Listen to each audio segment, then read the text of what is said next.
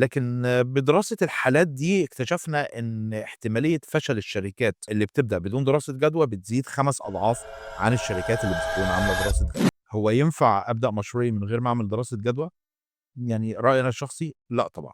ده ما ينفيش إن في ناس فعلًا بدأت مشاريعها واشتغلت بدون دراسة جدوى، لكن بدراسة الحالات دي اكتشفنا إن احتمالية فشل الشركات اللي بتبدأ بدون دراسة جدوى بتزيد 5 أضعاف عن الشركات اللي بتكون عاملة دراسة جدوى، لإن دراسة الجدوى مش مجرد ورق بتعمله وبس لأ، ده بيبقى نظام حماية متكامل الشركة بتاعتك. طيب دراسة الجدوى بتجاوب لي على أسئلة مهمة جدًا من قبل ما أبدأ. أول حاجة هو المنتج بتاعي في طلب عليه فعلًا والّا لأ، والّا هي مجرد فكرة حلوة في دماغي؟ تاني حاجة هابيع بكام وهاكسب قد إيه ولمين وإزاي؟ كل دي أسئلة مهمة جدًا لازم تكون إجابتها موجودة عندي من قبل ما أبدأ. نقطة مهمة كمان رأس المال، رأس المال اللي مطلوب، مش بس إن أنا أبدأ، لأ وكمان اللي هيcover الoperation اللي هيغطي فترة التشغيل عندي لغاية ما يبدأ ييجي لي إيراد. أخطر وأهم حاجة الbreak even point إمتى وهاوصل لها إزاي وببيع منتجات قد إيه وبكام.